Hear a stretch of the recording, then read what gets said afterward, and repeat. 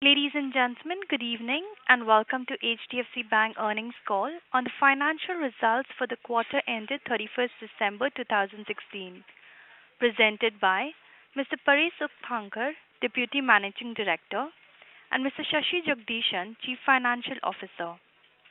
As a reminder, all participant lines will be in the listen-only mode, and there will be an opportunity for you to ask questions after a brief commentary by the management. Should you need assistance during this conference call, please signal an operator by pressing star then zero on your touchtone phone. Please note that this conference is being recorded. I would now like to hand the conference over to Mr. Suktankar. Thank you, and over to you, sir.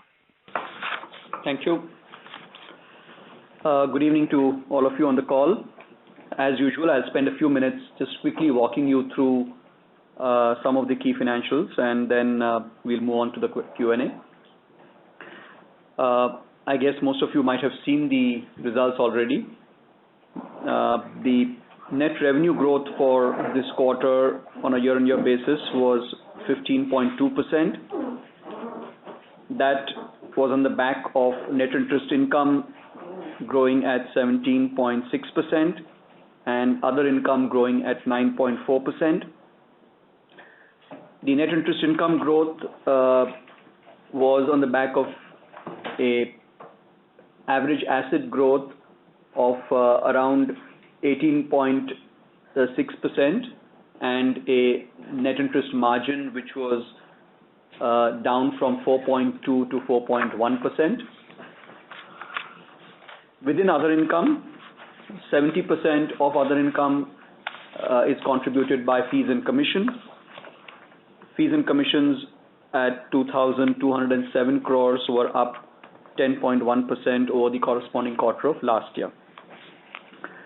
Profit and sale of investments of bond gains were at 399 crores as against 328 crores last year. So this is about 12-13% of other income and grew by about 21.6% over the corresponding quarter of last year. On the expense front, operating expenses were up at the same rate as revenues at 15.2%. If you look at the core cost-to-income ratio, which is excluding the bond gains, cost-to-income ratio therefore was at 43.8%, which is pretty flat as against 43.7% for the corresponding quarter of last year. After provisions of 715 crores and tax, the net profit for the quarter at 3,865 crores registered a growth of 15.1% over the corresponding quarter of last year. On the balance sheet side, the overall balance sheet grew by about 18% to 8,28,020 crores. Deposit growth was at 21.1% and total deposits were at 6,34,000 crores. This deposit number is of course after the runoff of roughly $3 billion of the FCNR deposits. As I'm sure most of you are aware, this was the quarter in which the FCNR deposits, which had been contracted 3 years back under the special scheme, which was then introduced by the RBI. This was, if you remember, around the taper tantrum time. And these were the FCNR deposits which were then swapped with the RBI at a concessional rate. And we had also got at the same time roughly $2 billion of loans which had been extended to NRI customers from our overseas branches. So the overall impact of the maturing deposits was twofold. One, in the overseas branches, approximately $2 billion of loans and borrowings for those loans matured and went off our balance sheet. So there would have been roughly a 13,000 odd crores of impact on the total loans. but these were loans in our overseas branches. And then in our domestic books, the FCNR deposits totaling to 3 billion, so let's say roughly 20,000 crores, also matured during this quarter. So coming back to the deposit growth, therefore, the deposit growth of 21% year on year is, of course, after accounting for this 20-odd thousand crores of maturities of the FCNR. Our CASA deposits within this overall growth was particularly strong, clearly driven by the demonetization as well, which saw a large flow of deposits coming in on the back of cash deposits. So the CASA deposit growth, which was around 18% year on year till last quarter in September, almost doubled in terms of growth rates to about 37%. Of that, the current account growth was 36.7%, the savings account growth was 37.8%, and the savings accounts therefore touched 1,86,000 crores. The CASA ratio was at about 45% as of December, partly of course on account of the increase in CASA deposits and partly because fixed deposit growth was further took into account the FCNR deposits which had run off. Moving on to advances, total advances at 4,95,000 crores were up by 13.4% over the corresponding December 31st of 2015. As I mentioned earlier, this includes the impact of the overseas advances going off. So if you look at the domestic advances to get a sense of how the domestic momentum has been, the domestic advances grew by 17.5% year on year, as against roughly a 4.7% growth for the system. Domestic advances now are at about 96% of our total advances. So that's the part which has grown by about 17.5%. When you look at then this growth on the domestic loan book, and the breakup is about 55-45 in terms of the regulatory or Basel segmentation between between retail and wholesale, retail being 55 and wholesale being 45. The relative growth rates have also been somewhat similar. So the retail book grew at about 17.8% year on year. This is the way we classify it as a business, and the wholesale piece grew the wholesale piece grew by 17.8, and the retail book grew by about 16.8% from a business classification perspective. Is a river retail is at 18 and what did I say? Okay, I'm sorry. I think I again sort of juxtaposed the two. Retail grew faster at 17.8, wholesale grew 1% slower at 16.8. The overall, of course, average growth rate was at 17.5. Finally, our distribution network was at about 4,555 branches, and 52% of these branches are in semi-urban and rural areas. On the asset quality front, the gross NPAs were at 1.1%, 1.05, but if you were to, we also had an RBI circular which allowed banks to not classify customers who were less than 1 crore and who therefore essentially might have been impacted by the demonetization. That would have added a few more basis points, which would have still kept it at 1.1.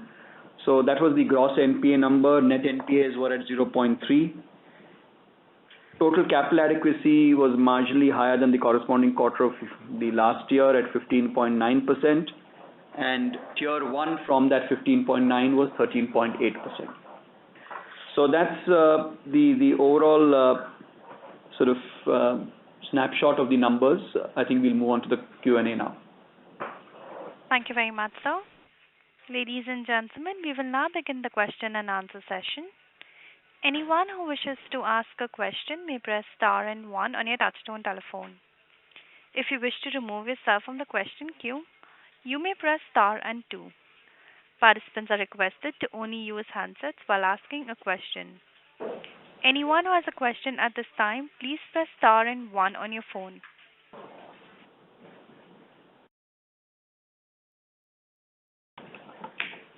The first question is from the line of Chandra Govindaraju from IDFC Securities. Please go ahead. Yeah, hi, this is Maruk. Just a couple of questions. The domestic growth is indeed very strong, especially even in segments which were supposed to be impacted by demonetization, like say SME, which is business banking, and then even the non-retail domestic piece, the growth there has been very strong. So if you could just throw some color on the growth there. And then also on fees, I mean, obviously fees are slower than your normalized rate, but probably they're still strong given that it was a demonetization quarter and then there was sequential growth as well. So if you could just explain these two bits. Sure. So first of all, on the loan growth piece, actually the SME loans, which is, let's say, if you look at our business banking line, as a combined business, I'm not splitting the business banking portfolio into retail and wholesale based on size, which is what happens from a regulatory segmentation point of view. Then sequentially, it has actually contracted by about 3.4% sequentially, and the reason for that actually is not just a slightly lower demand for incremental disbursements, but the fact that we saw a certain amount of reduced drawdowns under the cash credit or the advances or overdraft facilities, because there was a certain amount of repayment which happened on the back of the deposit of the SBNs of notes. And this is something which is not unexpected, because clearly for a lot of the SMEs, if their normal working capital involves using a certain amount of cash, they draw down their limits and then are using cash for their currency for their working capital. But now that they could not make those purchases or make those labor or other payments in cash, that currency which was otherwise in use for their working capital was deposited in their CC accounts, and to that extent the loan outstandings for this segment from existing customers and existing limits came down by a few thousand crores. So clearly that did mute the growth as far as business banking is concerned. As far as some of the other retail loan products, we did see, for instance, virtually no growth on a sequential basis in, for instance, two-wheeler loans, and again saw a bit of a negative growth in one or two other products, including gold loans and agri and so on. So on the other hand, of course, there were other products which grew at lower rates, but and then some, let's say, like credit cards, which grew even sequentially at around 4%, year on year at around 20%. So that product was probably not so impacted. So I think when you look at the overall quarter, you have a mixed bag. You had a reasonably good October on the back of, I think, good festival-related demand, and then of course you had November, December, where some businesses or some products were more severely impacted and others less so, and that's how you sort of have an overall growth rate at where it's come through. And non-retail loans growth? So non-retail loans, I think, weren't really impacted in terms of, I can't really relate demand impact to what was demonetization, related. But generally, I guess the growth on the wholesale side, has been contending with the higher competition from CPs and bonds and so on, given the fact that market rates, were and remained lower than lending rates. Perhaps to some extent, at least in January now that MCLRs, have come down quite sharply. The gap between there is still a gap, but perhaps the extent of the gap between market instruments and bank loan rates has narrowed a bit.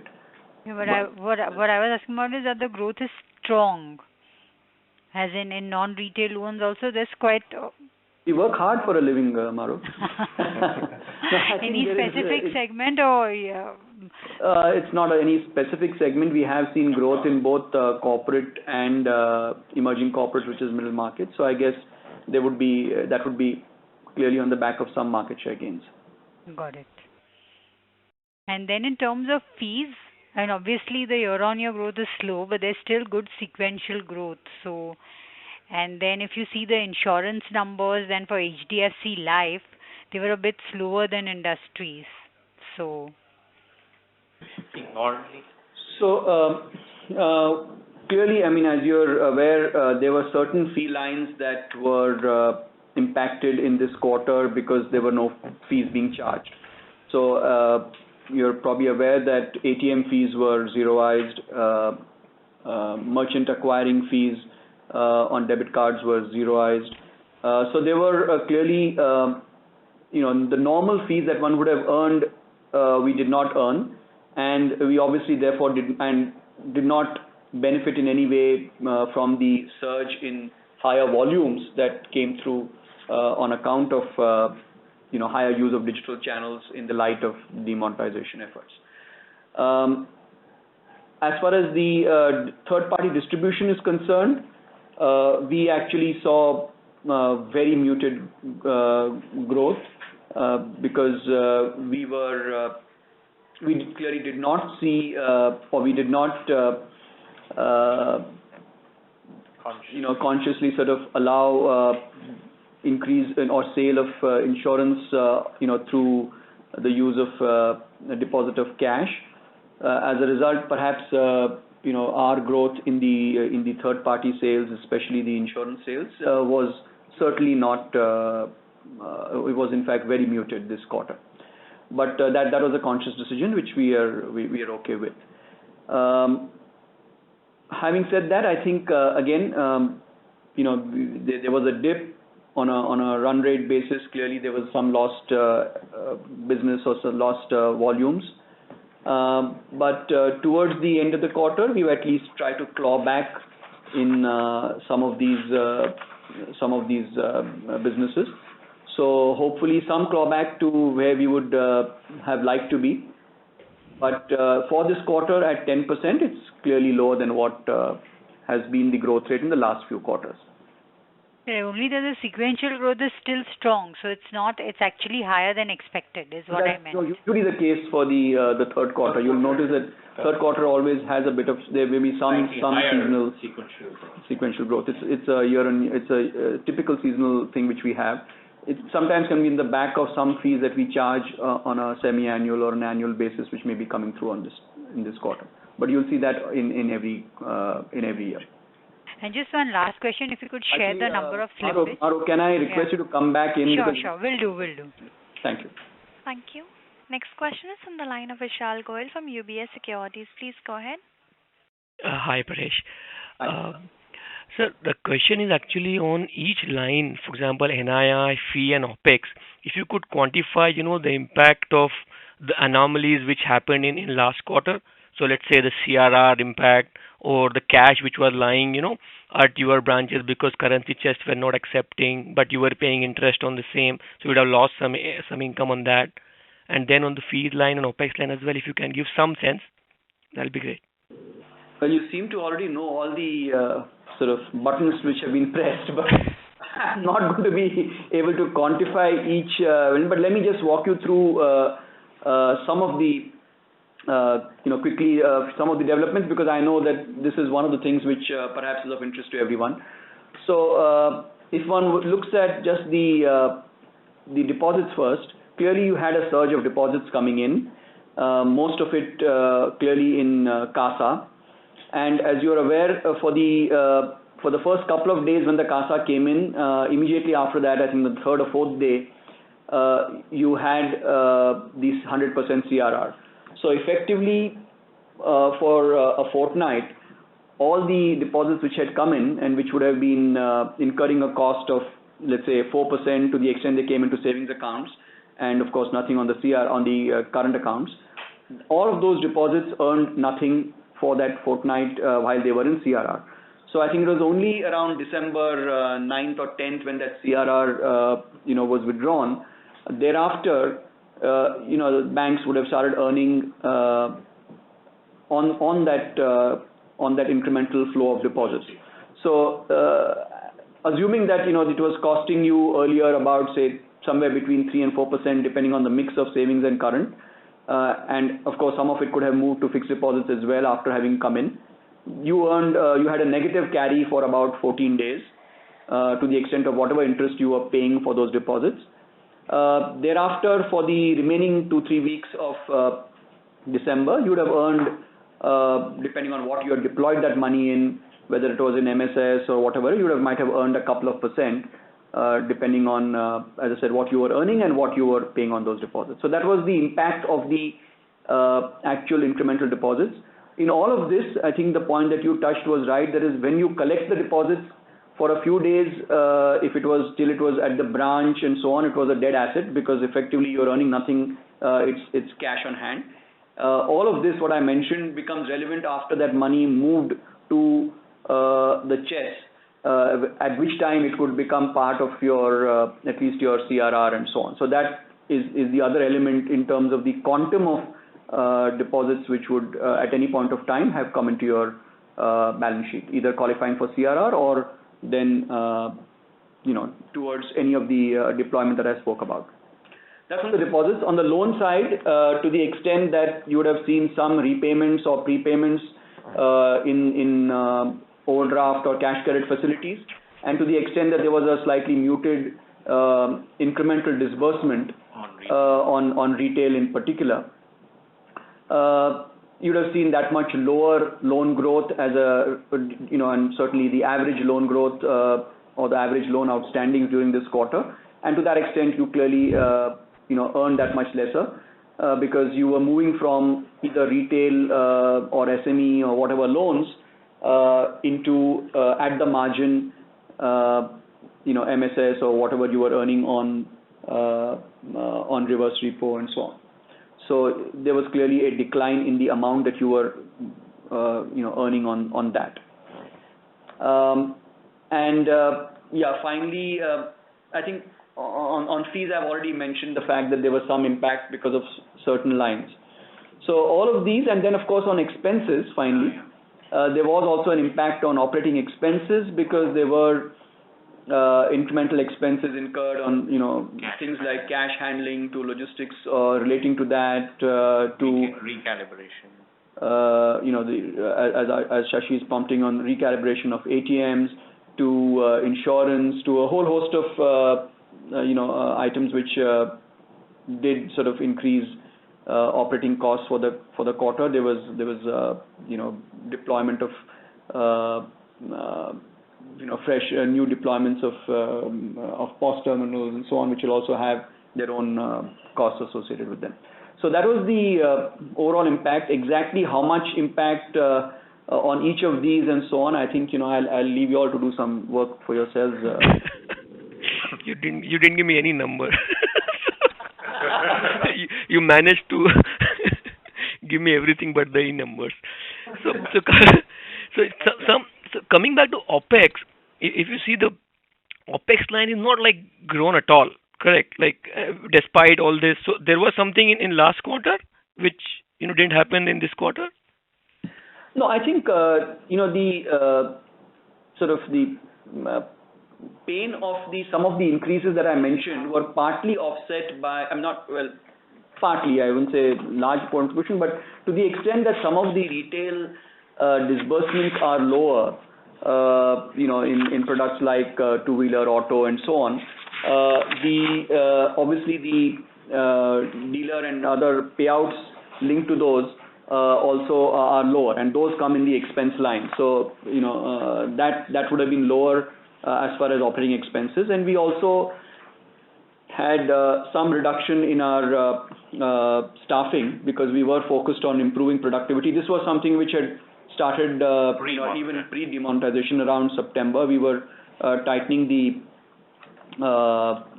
sales and other productivity, and as a result, our total staff strength, which was around 95,000 as of September end, by December end, and of course this happened gradually through the quarter, had come down to about 90,400 and odd. So combination of these two resulted in the overall cost numbers still not growing as much as would have otherwise happened if we hadn't had these saves. Oh, cool. And last question from my side is on the small businesses. So the on the ground feedback suggests that there is problem, while none of the companies are still reporting any bad numbers. And I talk about the other companies, let's say manufacturers and all. So what is your sense on overdues? Let's say you get to see 30-day overdue data on all these smaller businesses.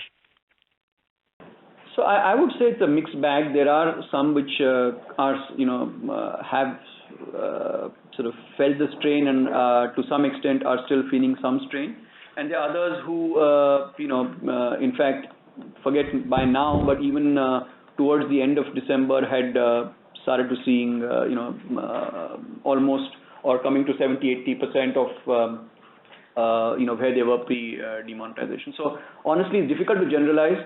Will there be some residual pain which hopefully should play itself out in this quarter? That's possible, but and also to the extent that there would be some who for any overdues in that segment below a certain cutoff, of course, below a 1 crore cutoff, those which were business related, if they hadn't turned 90. In the normal course, they'd have turned NPA. Those will now become NPA only at 150 or whatever 60 days more they get. So some of that would also really reflect where there is continued pain. Because if it was a temporary pain, then in this extra 60 days they should be able to pull back. But I would believe that some of it will actually still flow through. Okay, Paresh. Thank you. All the best. Thank you. Thank you. A reminder to the participants, in order to ensure that the management is able to address questions from all participants, please limit your questions to 2 per participant. Thank you. We have the next question from the line of Nilesh Parekh from Edelweiss Securities. Please go ahead. Yeah, hi Paresh. Hi. The question is around the fees, right? So this quarter we've seen a below trend performance, largely on back of that you mentioned that some line items were missing. Now, even if we assume that they come back because what the government in some fashion is proposing lower throughput rate in each of these line items. So do we, we've said that our fee income from contribution from retail is somewhere around 80-85%. Now, does that mix change, as we go along? I just wanted to understand on that. So honestly, I think in many of these areas, this thing is still a little uncertain, right? I mean, there are specific issues which are being discussed, or in relation to, for instance, the petrol pumps, and in other cases based on ticket sizes and so on.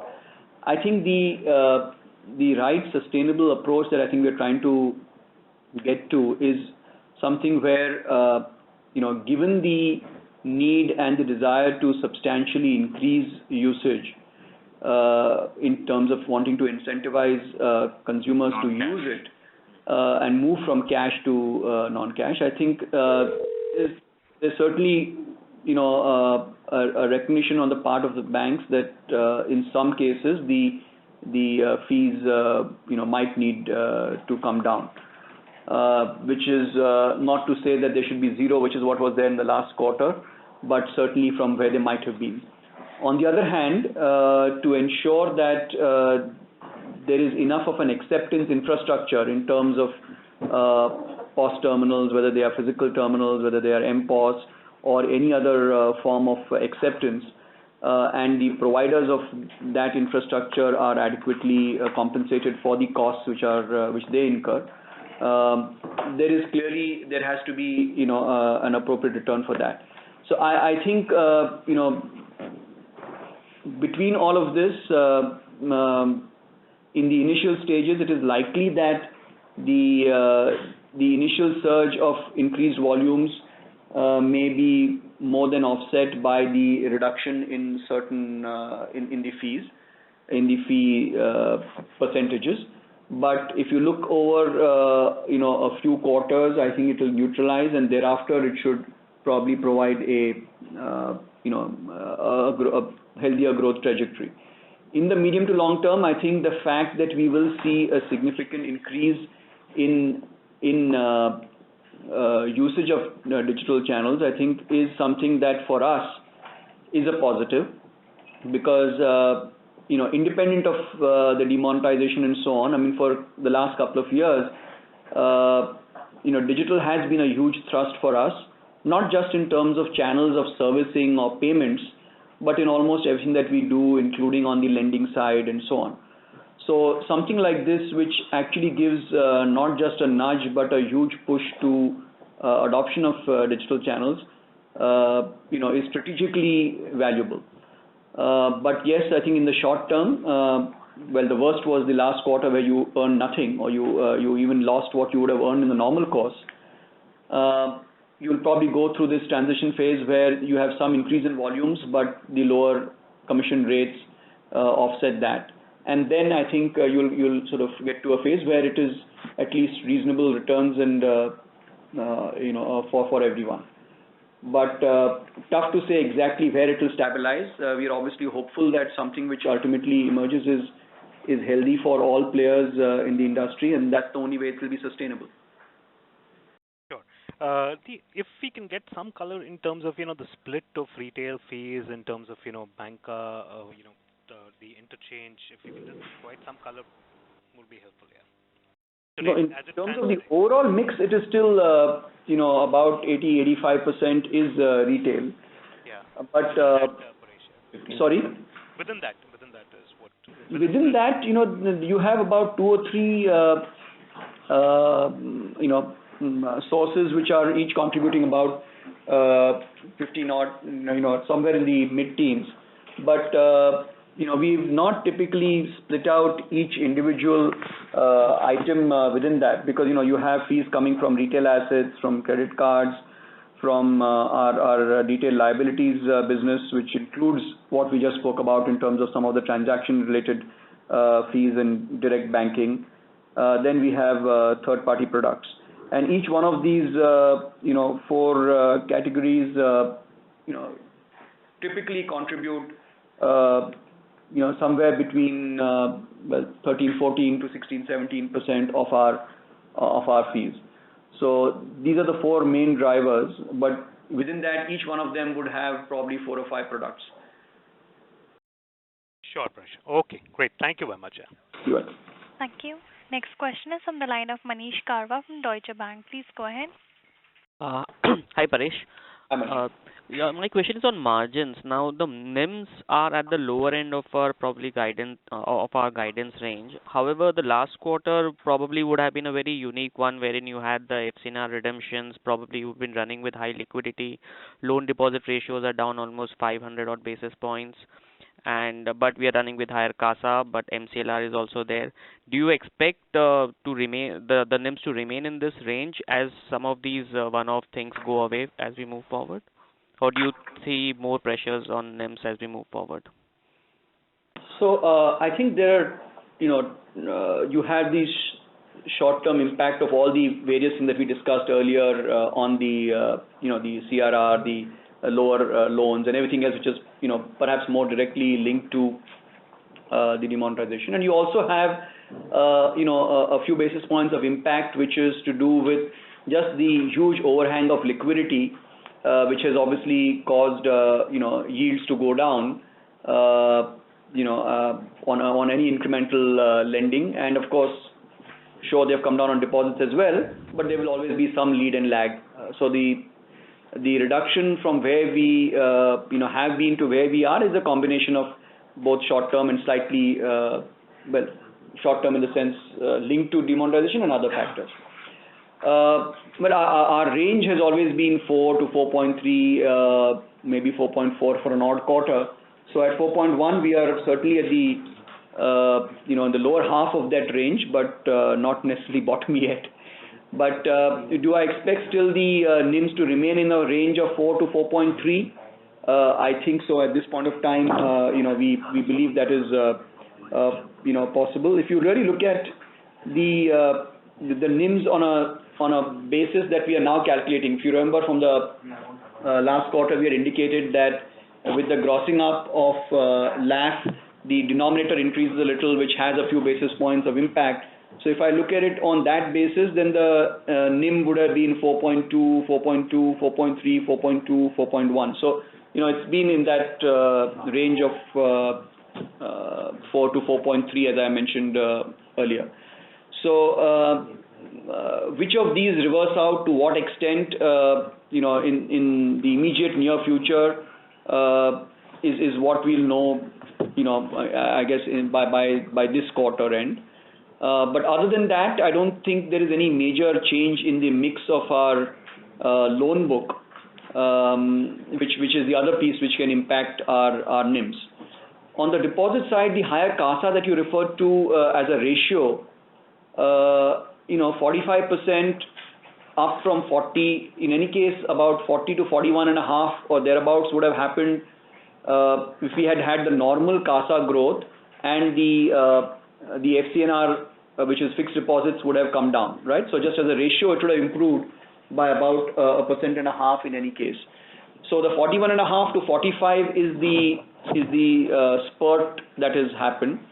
Again, how much of that remains and how much comes off as you have further withdrawals or movement from the savings to fixed deposits or any other investment will really determine what our final CASA ratio will be, which of course is also a factor which can impact NIMs. But broadly, therefore, pulls and pushes in both directions. At this point of time, I think the broader range that we have enjoyed for a long time of between 4 to 4.3%, this point of time, I think still remains a good range to run with. Sure. And just on CASA, how have been the behavior over, say, last 3-4 weeks? Are we still running with this high CASA, or gradually that number is now coming off? No, it continues to, at the margin, it still continues to come off a little. And which is not surprising because remember, some of it was an artificial boost because people could not withdraw, beyond what was their. So with every passage of time, even if the limits don't change too much, the amount of currency which would go back naturally will have an impact. So it's difficult to conjecture of the amount which came in, how much ultimately remains. But is there is there a continued drift of some of the CASA which is there? Absolutely. No, I mean, so like 40 to 41 would have happened, but shouldn't this demonetization make that 41 to 43, if not 45? Do you expect to run with relatively more CASA now for the next many quarters than what would have happened prior to demonetization? Well, I think clearly some of that incremental CASA which came in, we believe will remain. It would be a shame if everything that came went off. But how much remains, whether it is 10%, 20%, 30% of what came in remains, I don't think we have any clue. It's tough to try and conjecture because it really depends on what the customer behavior will be in terms of the currency that they were using for circulation of our payments and how much was just a stock. So I can't say whether that 45 stabilizes at 44 or 43 or 42 or 41. But is it a fair expectation that it should be something more than what would have been but for this? I think that's a reasonable expectation, but I can't put a number to it. Sure. Thank you. Thanks for this. You're welcome. Thank you. Next question is from the line of Amit Premchandani from UTI Mutual Fund. Please go ahead. Good evening, Paresh. Thanks for the Good evening. opportunity. There has been a considerable market share gain in the CASA segment if you look at your numbers vis-a-vis overall market numbers. So do you think what has driven this market share improvement? And if you see, there has been a huge increase in investment for obvious reason during this quarter. But beyond that, if this continues next quarter, what are the scope of deployment of this excess liquidity? The first point, I think, yes, we would have gained some share in CASA, but I think the actual CASA numbers for everyone in this quarter will look good, right? So we don't know, exactly how much CASA has come, with everyone, because if we look at a very rough market share of the total amount of SPNs which came into the system, we believe that it is roughly in line with what our market share in total deposits is. So, to that extent, can't say that we have got a disproportionately higher proportion of the SPNs and which would have suggested a significant increase in the CASA market share. So, I think in this quarter you would see probably a boost to the CASA for everyone. But clearly, because we've traditionally had, between our better distribution, service level, product range, the digital channels and so on, we've been able to attract and retain, higher CASA levels from our customers. We're obviously hoping to do that from this flow which has come in.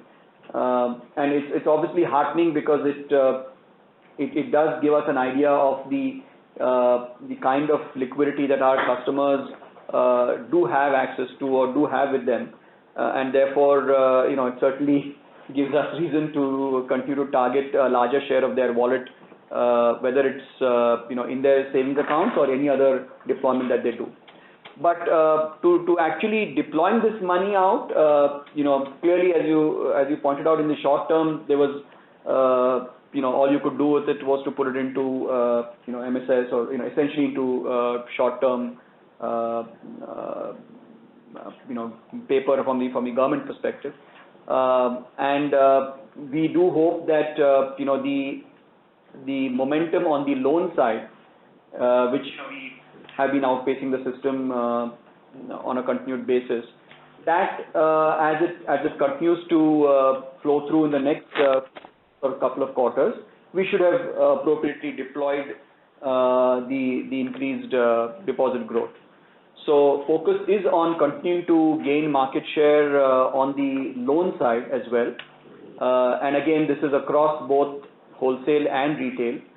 And some of the borrowings which came off on the SME side, as those get drawn down again, as those businesses go back to normal, I think should allow us to deploy this. So clearly the deployment would have to happen through our loan book over the next couple of quarters.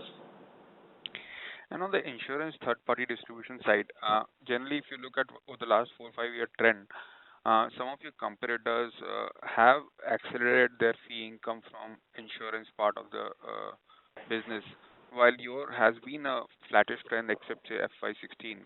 And this quarter also we see you losing out on that segment, maybe on account of management decision to not go aggressively in that segment. But beyond that, do you think you need another partner on insurance front? Have you taken any decision with respect to that? And when can we expect such decisions? So I think your first part of your question, I think is it's fair that we other than what we decided for this in this period, we certainly are looking to increase our momentum on the third-party distribution. So it's something which is has always been an important focus area for us. But if we have lost a little ground there in relative terms, we certainly plan to pull our socks up and get that momentum going once again. Whether to do that, it necessarily requires us to have another partner. I think the two are sort of separate. On a different note, whether we would considering ourselves as an open platform, within the regulatory ambit look for additional partners. That is something which clearly is a decision that would be taken by the board at an appropriate time. But conceptually, would we be open to something like that? The answer is yes. Okay, thank you. That's from my side. Thank you, sir. Just before we start the next question, I think since we have probably about 10-15 minutes less, I would now request, and I think we have covered most of the broader, larger issues and at the cost of some amount of detail. So now, if I would request the next few, people who want to ask questions to restrict yourselves to one question if possible, and then, if at all we have time at the end, we'll come back. But I'm hoping that most of the broader and more important questions have already been addressed in the first few. 10 minutes left. I think about 10-15 minutes left, I guess. Thank you. The next question is from the line of Manish Oswal from Nirmal Bang Securities. Please go ahead. Yes, sir. My question on the disbursement trend in the retail products segment post the demonetization, what we have seen in terms of trend of drop of disbursement now, what is the normal situation and what is your outlook going ahead? So that's clearly in some of the underlying products where the for instance, if you look at something like auto or two-wheelers or so on, I think from where we had seen we were in November, December was somewhat similar for some of the products, was marginally better for some. But I think within that month also there was clearly a build up towards the month end.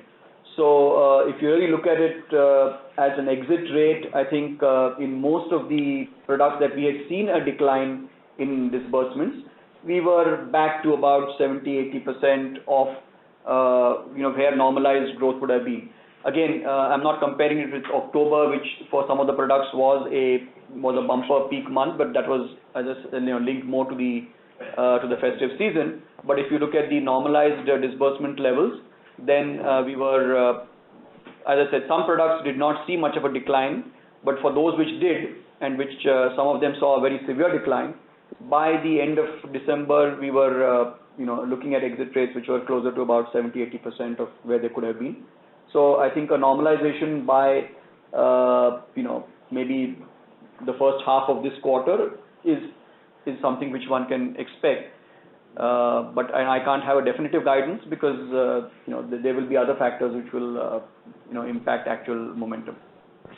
And very small supplementary to this, are we seeing, since you always talk about some percentage about GDP growth, now the GDP expectation has muted. So especially in these micro product segments, are we expecting the quarter four or the normalization growth to achieve, or there could be some disappointment over there? Well, I wouldn't try and fit it on the GDP growth thing. All I can say is that the system loan growth, which has dropped to about 4.5-5%, that I think will come up by at least a couple of percent, at a system level itself. It had gone down from 9 to maybe 4.5-5. I would think that the system growth should at least bounce back to maybe 7 or 7-8%. But beyond that, I think we'll have to wait for a few months. There's too much happening for us to try and get a fix on the exact bank growth. Thank you so much. Thank you. Thank you. Next question is from the line of Nitin Agarwal from Antique Stock Broking. Please go ahead. Yeah, hi, sir. Can you talk about the branch expansion plan, as we have opened only 35 branches in the current 9 months running versus over 500 open branches that we opened last year? Yeah, so I think that's a good question. We had mentioned even in some of our last couple of calls that relative to the spurt that we had done for a couple of years, we were looking at moderating the growth rates, and we had thought we would open about 150 odd branches this year. We'll probably land up doing that. So although you're right that we've only opened 35, we would have probably opened a few more last quarter, which naturally we kept on hold. Given what was happening. So what we would have opened last quarter and what we had planned in any case to open in this quarter, we will go ahead and open this quarter. So I think we should end the year with maybe a growth of roughly 150 branches. Okay. And if I can squeeze in one more question, that is okay. Well, okay, let me quickly, but Yeah, sure. On the deposit side, can you give us some geographic color on the overall deposits that you have received? So, like, say, categorized by regions, states, probably, so as to give us some idea as to which states are responsible for such a huge deposit inflow. And on the CA side, I see that the CA growth is also as strong as SA. In fact, even stronger on a sequential basis. So, do you think that the sustainability of CA will be lower than SA, or is it on a pari passu basis? well, one, I think the first one, I don't have the exact details with me, but there wasn't any particular bias to any particular region. In fact, if I look at the overall distribution of our deposits, we saw a somewhat similar, with maybe a 2, 3, 4% difference between, states or regions and so on. So I can't see any particular trend. Traditionally, yes, and current accounts, the core current accounts tend to be a little lower than the core savings accounts because there is much more volatility for business uses once operations normalize. So it's possible that you would see more going out through from what has been the growth in current accounts than from savings accounts. But that's more extending what traditionally the experience has been. Sure. Thank you so much. Sure. Thank you. Next question is from the line of Nilanjan Karfa from Jefferies. Please go ahead. Hi, Paresh. Let me see if you can, at least give us some number because you have not talked about any number so far. So if I broadly, recall the last 55 minutes, you said probably on the fee side, retail plus SME, which used to be 80%, is now 85. Now, assuming that is right, just help me with this. How much of credit card interchange fee plus accounts got reactivated? So I guess you would have charged the entire penalties which would have accrued. How much these two contributed to the overall fee? So I don't want to sort of change how consistent I have been for the first 55 minutes. So clearly, if we are not giving breakup beyond a certain level, if it's not in the public domain, I'm afraid it will remain exactly that way. And between the 80-85, I must tell you that it was the range. It's not that there's been a particular change, in mix between retail and wholesale. In fact, in this quarter, much of the fees that I referred to, which were impacted, including, for instance, third party, which is insurance and so on, all of those were actually from the retail piece. So the mix really has not changed too much. Whatever fees ultimately have come in on the retail side, and a lot of those areas still remain retail.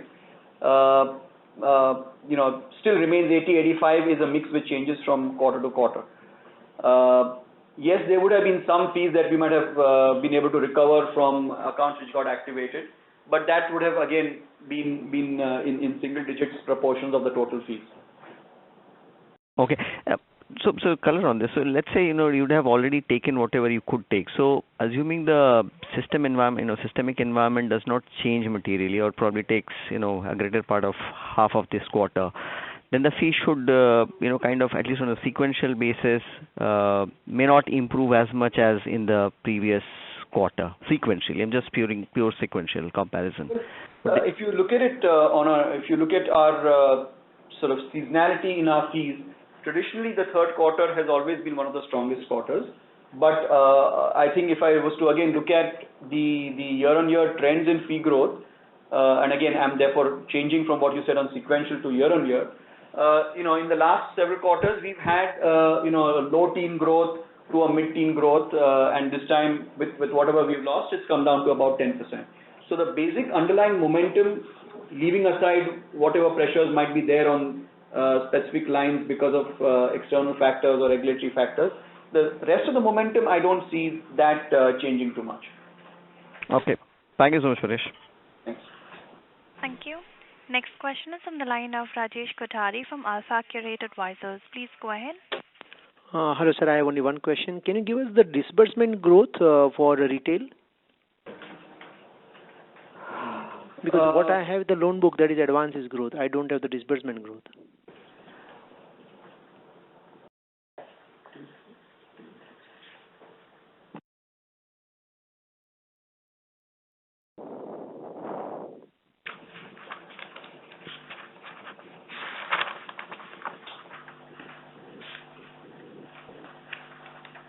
See, on an overall basis, and we don't. This obviously has some products which have seen a lower disbursement and some which have grown, and I'm not going to be able to give this to you on a product by product basis.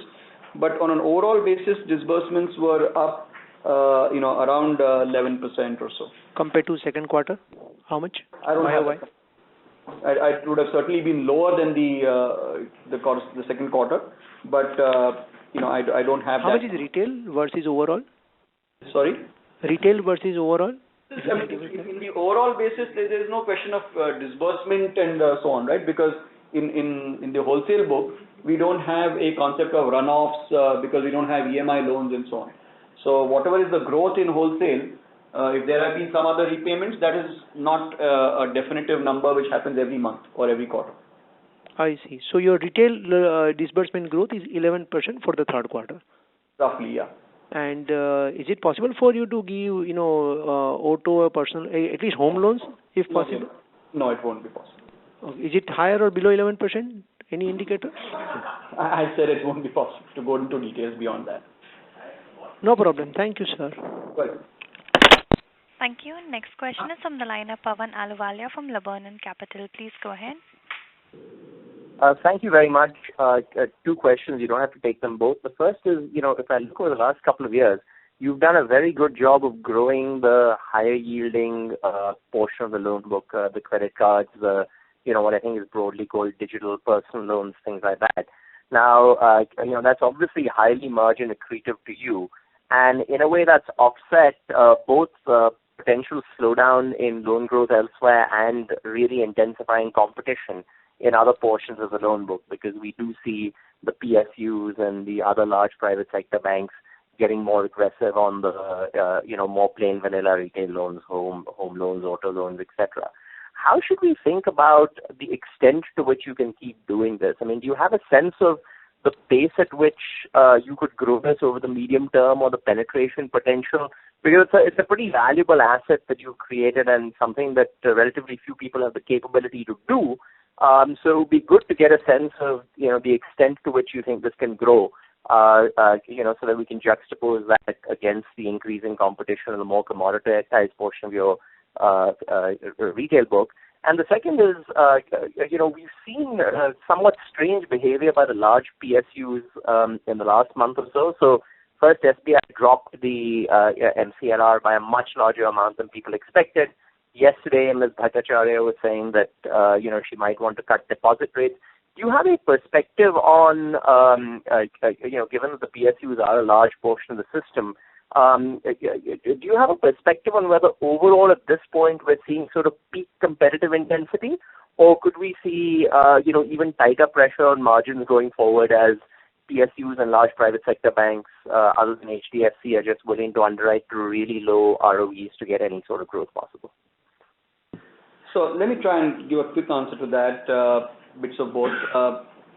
On the personal loans, the credit cards, while clearly they have grown faster than the other products, some of the other products, let's say like auto, CV, and so on, in proportion of the retail book, they've gone up by only about 2.5%. So, and the reason for that is you've also had, in terms of the loan book, something like, for instance, home loans, which is much longer in duration, has actually grown as a proportion a little more than what the unsecured business has grown. So although you've seen growth in disbursements and growth in the book, because it's relatively low in duration, for instance, personal loans are typically door-to-door, 3-year, 4-year, monthly amortizing. Clearly there is a certain runoff as well. So, it hasn't, while it continues to grow, it continues to outpace some of the other products, as a mix of the loan book, it can't really grow substantially more than what it is. I mean, it will keep growing at a 1 or 2% if this growth rate continues to be significantly more than for the other products. The other thing, of course, is from a penetration opportunity point of view. Well, cards is on an overall industry basis, I think offers huge potential. Our market share there is already fairly large, but the market itself Clearly, whether the total number of cards, credit cards, or whatever, 25 or whatever million it may be, still a very long way to go on that front. And even though the other commoditized products, whether it's home loans, auto, and so on, tend to be much more competitive. They are also a larger ticket and in some cases longer duration. So those remain an important part of the retail portfolio, and more importantly for a customer, remain an important part of his or her needs from a financing perspective. So we will continue to participate in both. We will hopefully maintain our leadership in PL and in cards, but we will we are also an active and a market leader in some of the other products, including auto. Okay. Thank you. And the second one, any thoughts on competitive intensity? The competitive landscape, I think there is clearly a higher focus on retail, given perhaps the fact that you've not seen too much of private sector capex and the wholesale loan demand linked to the investment cycle. So I think right now you're seeing players in retail who are focused on retail from a strategic perspective, and others who are probably doing it more because that's the only piece which is growing. Hopefully some of that latter pressure starts waning if over the next 2, 3, 4, 5 quarters you start seeing some gradual pickup on the on the investment related credit demand. Thank you. Thank you. Next question is on the line of Rohan Mandora from Equirus Securities. Please go ahead. Thank you, sir. So just wanted to understand one thing. We had a CMS volume of close to 39 lakh crores during FY16. So post this demonetization, how is the fee income from this segment going to be impacted? Like what kind of growth do we see, both in terms of the physical cash as well as the digital cash handling? Yeah, actually the CMS business has very little to do with physical cash. I mean, very, very little. Because CMS is really to do with collections and disbursements, either paper-based through check and other instruments, or electronic, for corporate customers, for players in the capital markets and so on. So the physical cash and the demonetization and the shift to digital by retail customers will not really impact the cash management business as sort of formally done, or the fees there. If at all, it could continue to have a play on the deposit flow from retail customers. Okay. And so if you could share if there was any restructuring done during the quarter? Restructuring, no. And so total... We probably might have had one or two accounts. Okay. And total risk-weighted assets as for the quarter? Sure. Total risk-weighted assets are 5,81,000 crores. Okay. Thank you, sir. Well, we are already at 6:07. I think I'll take one last question before we will have to wind up on this call. Sure, sir. It's from the line of Avinash Singh from Jefferies. Please go ahead. Yeah. Hello, sir. Can you please provide, in terms of the 30 DPD, how 30 DPD, particularly in the business banking segment, SME, was at October end, at November end, and December end? I mean, was there a change of, say, 10%, 20%? No, I'm afraid we're not sort of sharing details on delinquencies of 30 DPD. It's not in the public domain. Okay. On auto loan, some of the bank peers have reported sort of a higher growth. Even RBI data suggests the growth is higher. So are you sort of giving up market share in some of the segments like CV, auto, or two-wheeler? So can you please provide color on each of the sub-segment? All I can say is that certainly in auto, we've not just been a market leader, but if you look at disbursements even during this period, I don't think we would have lost share. In fact, I wouldn't be surprised if we have marginally gained share. When you look at the net growth in a portfolio, it would be a function of what your existing portfolio is, and therefore whatever runoffs you have and whatever disbursements you have. But in terms of disbursements, which is where you would, I guess, look at trying to see where your market share is, I think we would have certainly maintained our market share. Okay. Thank you. Thank you. Ladies and gentlemen, that was the last question. I would now like to hand the conference over to Mr. Subhankar for his closing comments. Well, I have nothing much more to add. Just want to thank all of you for having been on this call, and I'm sorry if I'm not sure how many questions there might have still been, but if they were a handful, I'm hoping that most of the what you really want to ask might have been covered earlier. But once again, thank you for being on this call. Bye. Thank you very much, members of the management. Ladies and gentlemen, on behalf of HDFC Bank Limited, that concludes this conference call. Thank you for joining us, and you may now disconnect your lines.